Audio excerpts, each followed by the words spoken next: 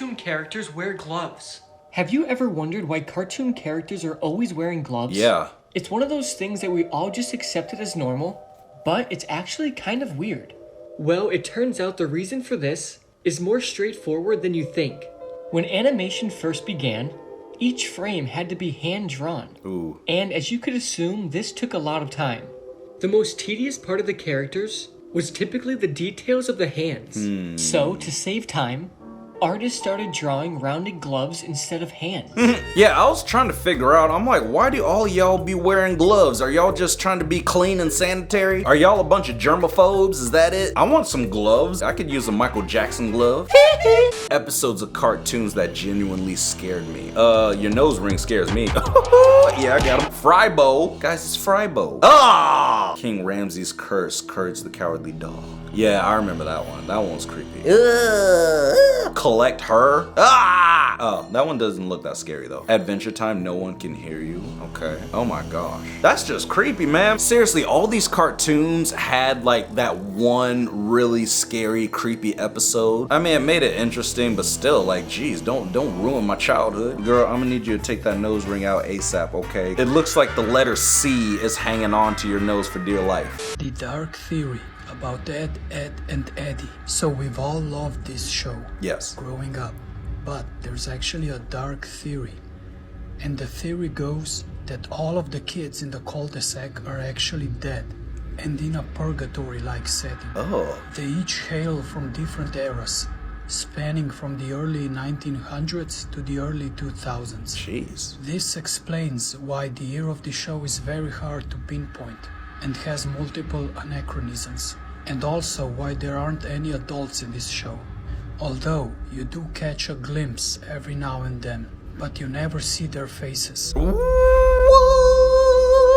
I used to love that show, Ed, Edd n Eddy, and that's a cool title. You got Ed, and then there's Ed, and then there's Eddie. And in a lot of cartoons, they never show the parents. I'm just like, what is going on? Do y'all just live with no adults around? It's crazy. Disney Conspiracy Theories Part 1. Belle from Beauty and the Beast. Okay. Is actually Jane's grandmother from Tarzan. Wait a minute. Which is why Mrs. Potts and Chip were in Tarzan. You spelled were wrong. And why they both fall in love with wild men. Wow. Wow. Is that what we're calling people now? Wild men. But that's Mrs. Potts from Beauty and the Beast. And these gorillas, they were breaking all the dishes in that scene. So Mrs. Potts probably didn't make it, man. I mean, she probably got cracked in half. Cracked your mama? Okay. This is real footage from the back rooms. You again? Okay, so if you don't know what the back rooms are, the back rooms is an urban legend describing an endless maze of randomly generated office rooms and other environments. Heck no. It's extremely creepy, and it will psychologically drive you insane.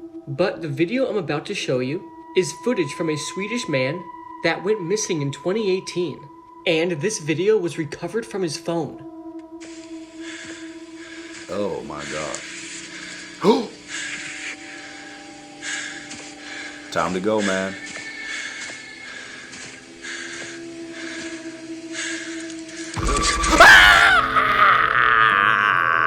Are you kidding me? If you see that big old 8-legged freak, some giant tarantulas crawling towards you, man, I hope you pack the bug spray, my boy. Otherwise, you're screwed, man. You're screwed. In the black rooms. Creepy Doc Cartoon Theories PT1. Oh, wow. You may know this famous house, but there's a darker background to it. Is there? Close resemblance, right. This house is in New Mexico, belonged to an old couple. They claim to have witnessed paranormal occurrences, even a skinwalker. Even more creepy, the couple disappeared from the house and was never seen again. Okay. When the house was located, all that was there was the owner's dog. What does it remind you of? Reminds me that I need to not go in the middle of nowhere. And you need to not be investigating, alright? Just stay your butt where there are some witnesses. Poor Courage the Cowardly Dog. What kind of dog is he anyway? Hey Siri, what breed is Courage the Cowardly Dog? Courage from Cartoon Network's animated TV show Courage the Cowardly Dog is a beagle, although pink beagles exist only in the middle of nowhere. What? Pink beagles only exist in the middle of nowhere? What? Wait, hold on. What does a beagle look like? I mean, I don't even know. Beagle dog. Let me see. Is he a beagle? He don't look like no beagle. Anyway, it's fine. The Dark Theory about Ed, Edd and Eddy, Part 2. So Rolf came first to Purgatory.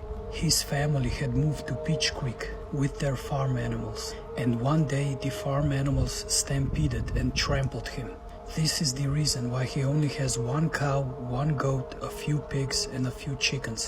Johnny 2x4 was the next to come to Purgatory. Because he had no friends, he drew a face on a piece of wood and dubbed it Plank. He died after fighting a long battle with tuberculosis, and he took Plank with him. This would explain Plank's occasional sentient behavior. What in the heck is going on? You guys remember Rolf from Ed, Edd and Eddy? He always had his chickens and his goats, man, and he was kind of weird, but yeah, anyway. I hope that's not the real story behind Ed, Edd and Eddy, otherwise that just ruined my childhood. I don't know how I feel about this one. I don't know how I feel about your face. Okay, I'm done. Timmy Turner's parents are actually dead. In this theory, his parents in the TV show would be his adopted parents. Cosmo and Wanda would have been his biological parents. The theory goes that they died and became his guardian angels, and that explains why he's the only one that can see them. Let me know your thoughts, and hit the plus and follow my Instagram for more content. Yeah, guys, follow my Instagram at DangMattSmith. I post funny skits on there every day. Yeah, Timmy Turner and Cosmo have the same exact haircut. That has to be his real parents. Ooh. The Krusty Krab has a ghost crew. We never see anyone else working at the Krusty Krab when SpongeBob, Squidward, or Mr. Krabs aren't there, even though they're clearly open at least some of the time. That is interesting. You do see SpongeBob and Squidward together, so yeah, who's running the show? We already know that ghosts exist in the SpongeBob universe, so it stands to reason that ghosts of former fry cooks pick up shifts at the Krusty Krab every now and then. That's a little far-fetched. It is creepy though, and it does remind you that ghosts exist in this universe, which is creepy. Wait, that's it, girl? That's all you got to say? Yes, we know ghosts exist in the SpongeBob universe. Duh. Davy Jones. We paused on your face and you're making a weird face. Anyway. Dangerous Cartoon Fan Theories Network executives do not want you to know. Part 2. The Scooby-Doo gang is all ghosts. What? They never change and they all aimlessly wander through town seeking closure. That's why they're always on the move and exposing fake monsters. Next, Ed, Edd and Eddy are in a purgatory nightmare. They live in a neighborhood full of kids and you never see any parents. Even the sky has a weird tint to it. Lastly, Courage the Cowardly Dog is insane and attacks normal people. Everything you see on the show is from his twisted perspective. He doesn't trust anything and new people are always bad. And he thinks he lives in a town in the middle of nowhere because he never leaves the farm. Or, hear me out, it's just a cartoon and you can do what you want in the cartoon. Like, am I right? You can't be like, oh, that's why the sky's a different color. It's a different color because it's animation. Jeez, man, and shave your beard. Dark theory about SpongeBob that will blow your mind away. The theory revolves around Mr. Krabs using crab meat for his secret formula, and this is as much evidence as I could compile to back up my claim. Firstly, the Krusty Krab is shaped identical to a crab trap, used for trapping crabs, cooking them, and eventually eating them. Dang. And have you ever wondered why Mr. Krabs and his parents are the only crabs in Bikini Bottom, which raises some suspicions of what's really going on here. It's also implied that Mr. Krabs had never tried a Krabby Patty before until one episode where he took a bite and said these words, so that's what I taste like. And if you didn't know, crabs have a tendency to have cannibalistic natures, and the showrunners have vast knowledge on marine biology, so this could be a long-running gag that implies something much darker. And here's the real kicker. In the episode Friend or Foe, we see the Krabby Patty being made on accident for the very first time. In the midst of all the ingredients tumbling, we get to see these two little containers, which is very scary because these look identical to actual crab meat containers. Crabs start cannibalism when their claws are fully formed, and Mr. Krabs definitely has that. Dang. Now I kind of want to try that out. Like, if you put crab meat on a burger, that might taste kind of good, low-key. But yeah, go ahead, click on the screen and watch another one. Yeah, man.